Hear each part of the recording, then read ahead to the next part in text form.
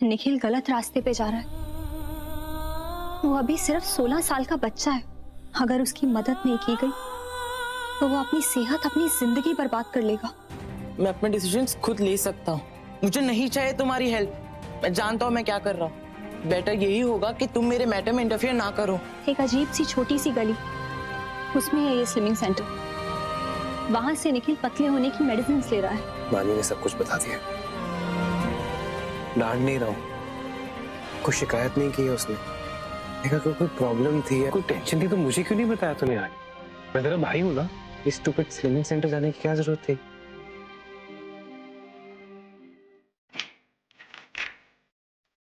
लगता है राहुल आ गया। अब इससे और बहस करने की हिम्मत नहीं है। मुझे सो जाना चाहिए।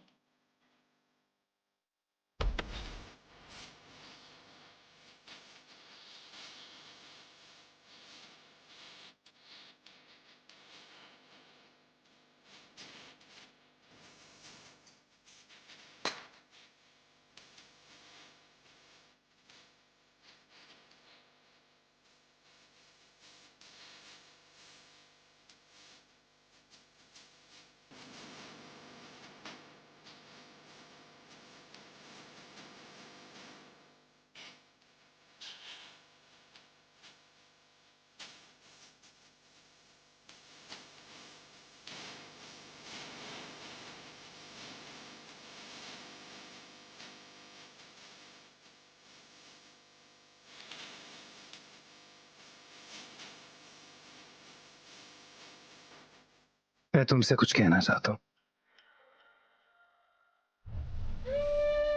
हाँ, मैं जानता हूँ कि ये बात मैं सिर्फ अब कर सकता हूँ जब तुम सो रही हो, क्योंकि जब तुम होश में होती हो तब तुम मुझे बात करने का मौका ही कहाँ देती हो। But I want to thank you Manvi. मैं शुक्रिया अदा करना चाहता हूँ तुम्हारा। मैं जानता हूँ कि तुम मुझसे नफरत करती हो। तुम्हें लगता है कि मैं किसी मॉन्स्टर किस्म का हूँ जो सिर्फ तुम्हें हर्ट करना चाहता है, लेकिन ये सच नहीं है। मैंने जिस तरीके से तुमसे शादी की, तुम्हें इस घर में लेके आया, वो तरीका बहुत गलत था। लेकिन उस वक्त मेरे पास कोई चारा नहीं था मानवी। मैं जानता हूँ कि तुम नाराज हो मुझसे आज भी, लेकिन मेरे पास अपनी बेगुनाही साबित करने का कोई सबूत नहीं है। और इस सब के बावजूद भी तुमने निखिल की हेल्प की।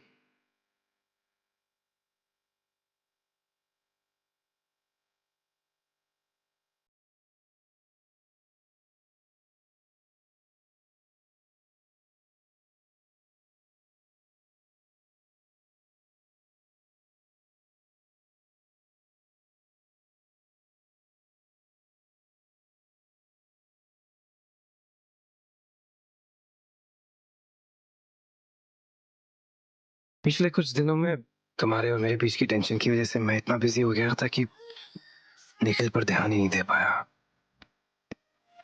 लेकिन मैं जो नहीं कर पाया वो तुमने कर दिया मानवी। और मैं नहीं जानता कि मैं तुम्हारा ये एहसान कैसे पूरा करूंगा। मानवी, मैं जानता हूं कि तुम हमारे बीच के इस रिश्ते को नहीं मानती। हमारे बीच जो ये शादी हुई है उसे नहीं मानती। तुम नफरत करती हो मुझसे, मेरे साथ एक पल भी नहीं गुजारना चाहती। लेकिन फिर भी एक पत्नी होने का हर फर्ज निभाया है तुमने मानवी। मेरे परिवार की खुशी का पूरा ख्याल रखा है। निखिल ने इतनी बदतमीजी की, फिर भी तुमने उसकी चिंता की है। I don't know तुम ये सब कैसे कर लेती हो। I really wish कि मैं ये सब बातें जो अभी कर रहा हूं वो तुम्हारे सामने कर पाता, लेकिन मैं जानता हूं कि जब भी हम बात करने की कोशिश करते हैं तो झगड़ना शुरू कर देते हैं। खैर, मैं सिर्फ तभी लड़ती हूँ जब तुम मुझे लड़ने की वजह देते हो। अदरवाइज मुझे कोई शौक नहीं है तुमसे लड़ने का। तुम उठी हुई थी? हाँ, तुम्हारी आवाज सुनी तो मैं फटाफट लेट गई। मुझे लगा पता नहीं तुम फिर किस बात पे लड़ने लगो। वैसे तो मैं सो ही रहती, लेकिन मुझे मेरे बाबा ने सिखाया है कि अगर कोई कुछ अच्छा करे तो उसे सामने से बताना चाहिए। अब निखिल की बात से ही सही, तुमने अपनी गलती तो मानी। वैसे तुमने ये बहुत अच्छा काम किया, और फिर मैंने सोचा कि मैं तुम्हें बता दूं तुम कौन से रोज अच्छे अच्छे काम करते हो। एक मिनट, मैं कंफ्यूज हो रहा हूँ, तुम झगड़ रही हो मेरे साथ? झगड़ा? मैं तो सच बोल रही हूँ। यू नो व्हाट, तुम्हारा इतना सा दिमाग है और तुम कुछ भी करते हो। कम से कम कोई सही को सही बताएगा तो शायद उसे फॉलो करके तुम बेहतर बन जाओ। एक मिनट, तुम्हारे कहने का मतलब है कि तुम मुझसे बेटर हो? हाँ, किसी डॉक्टर को क्यों नहीं मिलती हो तुम? हाँ, इलाज कराओ अपना। क्या? तुम लड़ने के बिना रह नहीं सकती। मुझे सीरियसली लगता है कि तुम्हारे दिमाग का कोई सीन गड़बड़ है, पक्का। तुम्हें क्या लगता है मैं पागल हूँ? मैं बिना बात के झगड़ा करती हूँ? एग्जैक्टली, मेरा यही पॉइंट है। अब तुम ये समझ ही गई हो तो इलाज करना भी बहुत आसान होगा। अब ये वाली लड़ाई कौन कर रहा है? मैं तो तुम्हें अप्रिशिएट कर रही थी और तुम ऊपर से पलट के मुझे पागल कह रहे हो। राहुल, तुम कितने मीन हो। तुम्हें तुम्हारे दिमाग का इलाज करवाना चाहिए, पागल तो तुम हो। ओके मेरी माँ, मेरी गलती, तुम बिल्कुल सही हो। ऐसे भी आज तक कोई लड़की के साथ बहस में जीता है? हाँ बिल्कुल ठीक है। तुम एक काम करो, जाके सो जाओ और मुझे भी सोने दो। Good night. एक मिनट, क्या बोला तुमने? Good night? तुमने भी मुझे विश किया। तुम्हें बुखार वुखार तो नहीं है?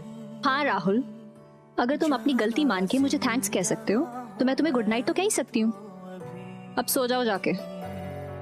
कुछ ऐसी लगन सो जाओ। ये लम्हा कहाँ था मेरा,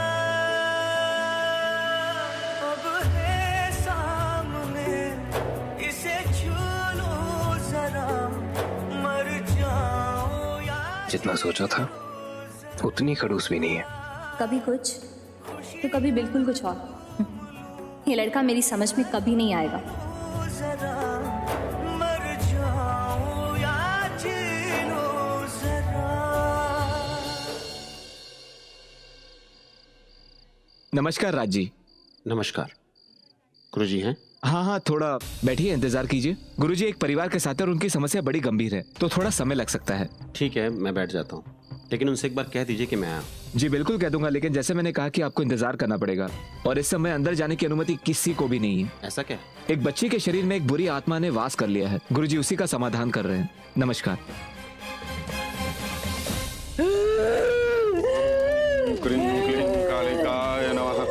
ओम क्रीम कालिकाय नमः। ओम क्रीम कालिकाय नमः।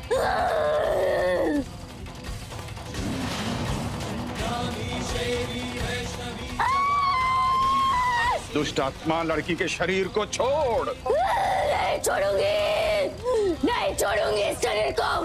तेरे को क्या लगता है तेरा ये मंत्र रुकने से मैं इस शरीर को छोड़ दूंगी? मैं कभी नहीं छोड़ूंगी इस शरीर को। कुछ नहीं बिगाड़ सकता, कुछ भी कर ले, मार डालूंगी। छोड़ दे मुझे, मार डालूंगी मैं इस शरीर को। ओम क्लीम कालिकाय नमः। लड़की को छोड़। गुरुजी, मेरी बेटी को बचा लीजिए गुरुजी।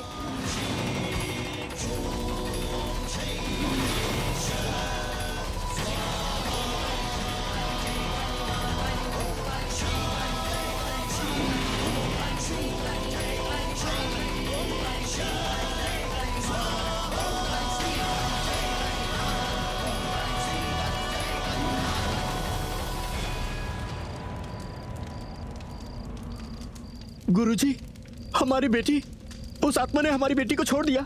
गुरुजी, हमारी बेटी ठीक हो जाएगी ना? हम उसे घर ले जा सकते हैं गुरुजी? अभी ये पूरी तरह मुक्त नहीं हुई, क्योंकि ये आत्मा इतनी आसानी से पीछा नहीं छोड़ेगी। तो हमें क्या करना होगा गुरुजी? एक कार्य करना होगा आपको।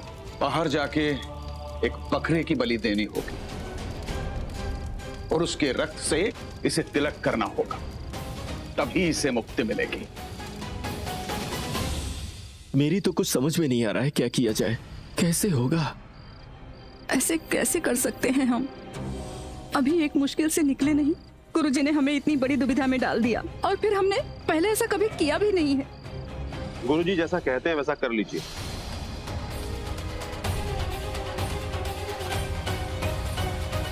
आप राज सब्बरवाल? जी हाँ, मेरी मानिए तो जैसा गुरुजी कहते हैं वैसे ही कीजिए, आपको बहुत फायदा होगा। लेकिन वो हमें एक बकरे की बलि देने के लिए कह रहे हैं। अगर गुरुजी कह रहे हैं तो दे दीजिए, क्योंकि वो जो भी कहते हैं बहुत सही कहते हैं। ऐसे ही नहीं है उनकी मान्यता। मैं बरसों से उनके पास आ रहा हूँ, आज तक उनकी कही हुई कोई भी बात झूठी साबित नहीं हुई है। वैसे भी कुछ पाने के लिए कुछ खोना पड़ता है। हम अपनी बच्ची के लिए बलि देंगे। नमस्ते। नमस्ते। चलो।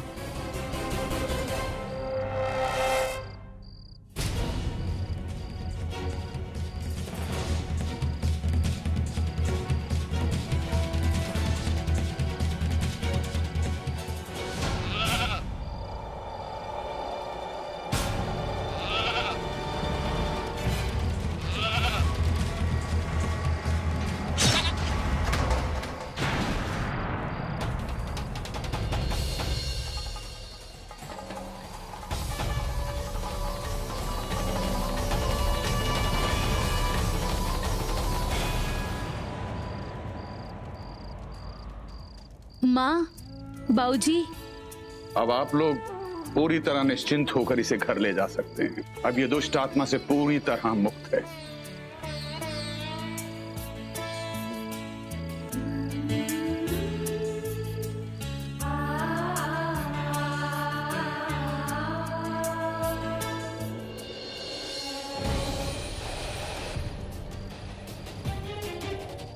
प्रणाम गुरुजी।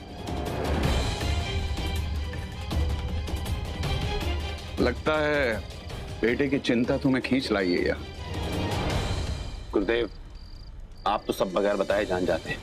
जब से बेटे की शादी हुई है समय अच्छा नहीं चल रहा। कई तरह की विपत्तियां और बाधाएं सामने आ रही हैं और यहाँ ये खत्म नहीं होगा, क्योंकि आगे अभी बहुत भारी समय दिख रहा है मुझे।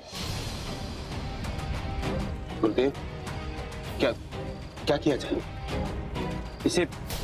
इसे कैसे टाला जाए? शांति टाल सकते हैं और हम टालेंगे। कुछ ही दिनों में पूर्णमासी की रात होगी और हर साल की तरह इस बार भी हम राहुल से ही पूजा करवाएंगे और मैं जाप करके उसके हाथ पर रक्षा सूत्र बांधूंगा जो कि उसकी रक्षा करेगा। लेकिन ध्यान रहे कि राहुल के लिए पूजा अत्यंत महत्वपूर्ण होगी। किसी भी वजह से वो इस पूजा को टाल नहीं सकता। जी गुरुदेव। और अगर हमें अपने इस राज को बनाए रखना है तो ये अत्यंत महत्वपूर्ण है कि राहुल ये पूजा करे। इस राज को दबाए रखने के लिए पिछले 9 साल से हम ये पूजा कर रहे हैं और मैं ध्यान रखूंगा कि आगे भी ये पूजा इसी तरह होती रहे। और अगर ये राज ज़बां पे भी आया तो उसका परिणाम बहुत खतरनाक हो सकता है। 12वीं पौड़ी का राज है। जब तक ये राज बंद है तब तक तेरा बेटा सुरक्षित है। इस राज से तेरे बेटे की जिंदगी जुड़ी हुई है। अगर ये राज खुल गया तो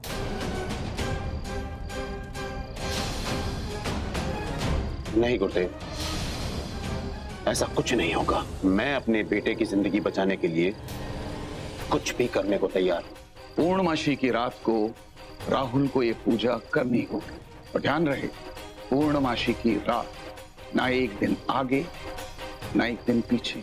और तो चिंता मत कर, क्योंकि पूजा में बंधा रक्षा सूत्र जब तक उसके हाथ में रहेगा उसका कोई कुछ नहीं बिगाड़ सकता।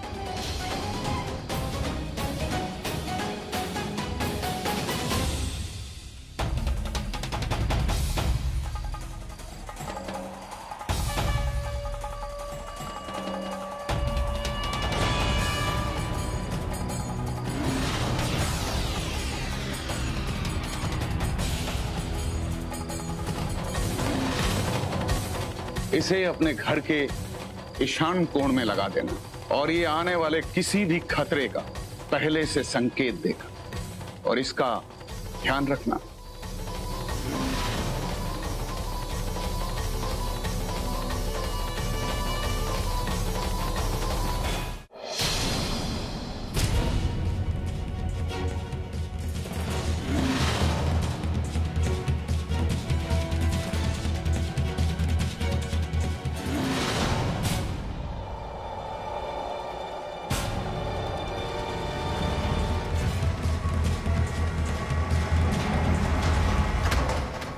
ये क्या कर रहे हो आप? गुरुजी से मिलकर आ रहा हूं। क्या कहा उन्होंने? ये पोटली दी घर में बांधने के लिए। राहुल सेफ तो है ना? नहीं, लेकिन अगर कुछ भी बुरा होने वाला होगा तो ये पोटली हमें उसका इंडिकेशन दे देगी ताकि हम वक्त से पहले उसका सोल्यूशन निकाल पाए। ओह माय गॉड, काजल ठीक कह रही थी। सोनाली तुम टेंशन मत लो, गुरुजी पे यकीन है ना। मैं उनसे मिलकर आया, उन्होंने मुझे यकीन दिलाया कि वो कुछ गलत नहीं होने देंगे, और फिर तुम्हें भी तो पूरा यकीन है उन पर।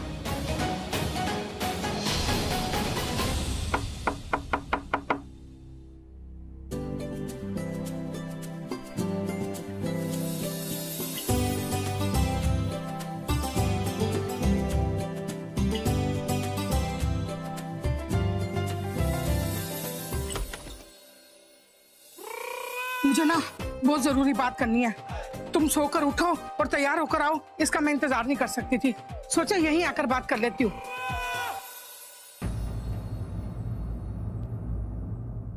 ये क्या, तुम और राहुल अलग अलग सोते हो क्या?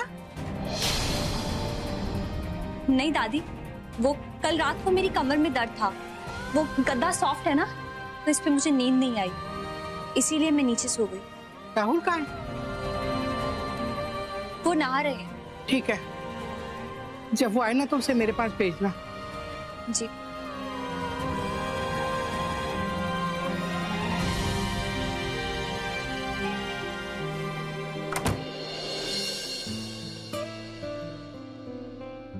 दादी की आवाज आई थी मुझे, वो आई थी? हाँ वो आई थी और उन्होंने ये भी देख लिया। अब मुझे क्या पता था कि वो सुबह सुबह आ जाएंगी।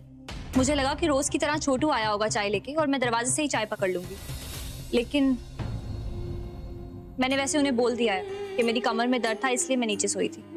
थैंक्स। दादी को हमारे इस रिश्ते के बारे में नहीं पता चलना चाहिए, उनका दिल टूट जाएगा। वो वैसे तुमसे मिलने आई थी, तुम जाके मिल लो उनसे।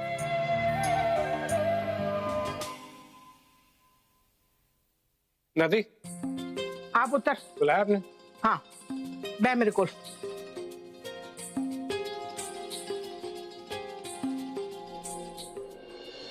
एक बात बता, तुम लोग अलग अलग क्यों सोते हो? नहीं नहीं दादी, वो एक्चुअली उसके ना, उसके बैक में पेन थी, इसलिए। वो ऐसी बात नहीं है कोई। उसने कहा और तूने मान लिया। अरे इतना उल्लू तो नहीं था तू, हैं? कमर में दर्द होने से भी कोई अलग सोता है क्या? पता नहीं दादी। बाकी सब कामों में तो तू बहुत चालाक है, इस मामले में एकदम भोंदू। अरे पुत्र जी, जब लड़कियां बोलती है ना तो उनकी बात ध्यान से सुननी चाहिए, और जब कुछ नहीं कहती तो ध्यान से समझना चाहिए। अब तू ही बता, इतने दिन हो गए तेरी शादी को, तूने खुद से उससे हनीमून की बात की क्या? नहीं ना? शर्मा मत, दादी जो कह रही है वो सही कह रही है। अरे शादी करके लड़की को घर ले आया, उसे कहीं घुमाने ले गया? हाँ? देख, मैंने और तेरे दादाजी ने तुम दोनों के लिए हनीमून ट्रिप बुक किया है, वो भी शिमला का। हाँ? क्या? ये ले पकड़, ये आज रात की टिकट है। जा और जाकर अपना सामान पैक कर। दादी मैं कैसे जा सकता हूँ? डैड को कौन समझाएगा? तू चिंता मत कर, मैं रात से बात कर लूंगा। तो अभी सामान पैक कर। देखना पुत्र, जब से तू उसे शादी करके लाया है वो बच्ची रोज राज के किसी ना किसी वजह से ना ताने सुनती रहती है। बेटा, उसे लेकर शिमला चला जा, कुछ दिन तुम दोनों एक साथ वक्त गुजारो, उसे भी अच्छा लगेगा। और रही बात घर की चीजों को हम धीरे धीरे कोशिश करेंगे ठीक करने की। उसका भरोसा जीत, उसका सबसे अच्छा और पक्का दोस्त होना चाहिए उसका पति, यानी कि तू। चल अब उठ, जल्दी से जा और उसे भी ये खुशखबरी दे। पक्का ना? अरे उठ ना। ठीक है, डैड को संभाल लेना आप। हाँ ठीक है। आराम से बोलो, सुन लेंगे यार वो लोग। क्या आराम से बोलूं राहुल? तुमने इतनी बेतुकी बात के लिए हाँ कैसे कह दिया? तुम जानते हो ना कि मैं तुम्हारे साथ कहीं पे भी एक सेकंड के लिए नहीं रुक सकती, फिर भी तुमने हाँ कर दी। मुझे नहीं जाना हनीमून पे। हेलो, मुझे कोई शौक नहीं।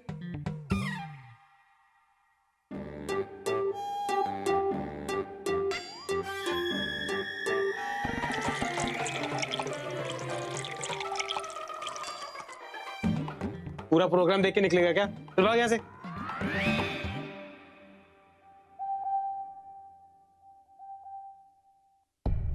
मुझे कोई शौक नहीं तुम्हारे साथ हनीमून पे जाने के लिए। दादा दादी ने पूरी आइटिनरी बना के हाथ में थाम दी, ये पकड़ो। वाह, अगर उन्होंने टिकट बुक करवा के हाथ में दे दी थी तो तुम मना नहीं कर सकते थे? तुम्हें क्या लगता है मना करने की कोशिश नहीं की मैंने? हाँ, कौन मना करेगा उनको? पता नहीं राहुल, तुमने मना किया था कि नहीं किया था। मैं सिर्फ इतना जानती हूँ कि अगर तुम जबरदस्ती मुझसे शादी कर सकते हो ना, तो तुम किसी ना किसी बहाने से हनीमून भी मना कर सकते थे। कहीं ऐसा तो नहीं कि ये भी तुम्हारा ही प्लान था? ए हेलो, समझती क्या तुम अपने आप को? इससे ज्यादा मुझे क्या समझती हो तुम? फ्रस्ट्रेटेड लगता हूँ तुम्हें मैं? तुम्हें क्या लगता है मैं इस दुनिया में इसलिए पैदा हूँ कि तुम्हारा फायदा उठा सकूं? एक कमरे में रहते हैं हम लोग, समझ आई? कुछ करना होता ना, तुमसे तो बात करने बेकार है। हाँ तो मत करो बात। मुझे भी तुमसे बात करने में कोई इंटरेस्ट नहीं है। मैं तुम पे बिल्कुल विश्वास नहीं करती राहुल, और मैं तुम्हारे साथ कहीं नहीं जाऊंगी। ओए हेलो, मैं राहुल से बर्बाद हूँ, समझी?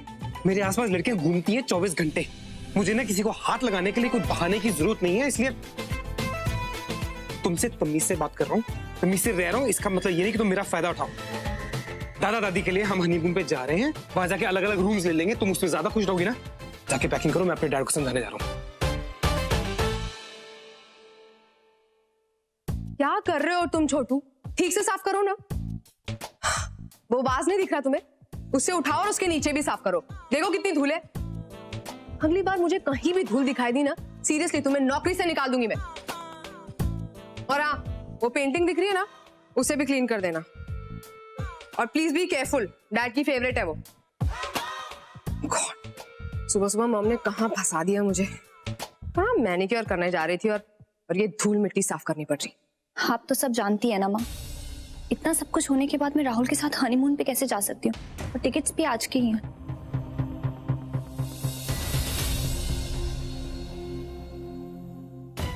जी माँ, मैं बता दूंगी जी, बस जाने से पहले। ओके माँ, बाय। तो राहुल और मानवी हनीमून पर जा रहे हैं। लेकिन मानवी क्या कह रही थी कि वो क्यों नहीं जाना चाहती?